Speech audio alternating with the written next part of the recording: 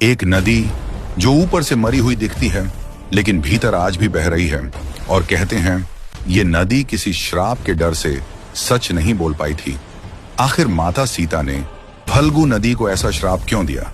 दुनिया भर से लोग बिहार के गया में स्थित फल्गु नदी के तट पर अपने पूर्वजों का पिंडदान करने आते हैं, लेकिन आश्चर्य की बात यह है कि ये नदी ऊपर से पूरी तरह सूखी दिखाई देती है, जबकि कहा जाता है इसके भीतर आज भी जल प्रवाहित होता है।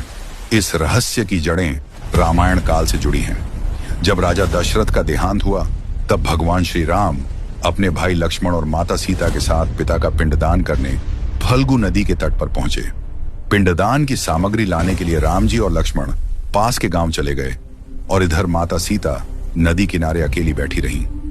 तभी अचानक एक आकाशवाणी हुई। राजा दशरथ की आत्मा बोली, पुत्री, समय समाप्त हो रहा है, शीघ्र करो। परिस्थिति को देखते हुए माता सीता ने नदी की बालू से ही पिंड बनाकर फल्गु नदी में पिंडदान कर दिया। कुछ समय बाद जब राम और लक्ष्मण लौटे, माता सीता ने कहा, मैंने पिंडदान कर दिया है, लेकिन राम जी को यह स्वीकार नहीं हुआ। तब माता सीता ने स्वयं फल्गु नदी से साक्ष्य देने को कहा, किंतु फल्गु नदी ने भगवान राम के सामने सत्य नहीं बोला।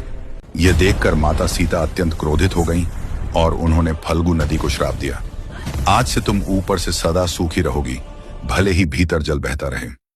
तभी से फल्गु नदी ऊपर से सूखी और भीतर से प्रवाहित मानी जाती है। इसलिए कहते हैं सच चाहे नदी हो या इंसान, अगर समय पर न बोले तो श्राप बन जाता है। कमेंट में जरूर लिखिए, जय श्री राम।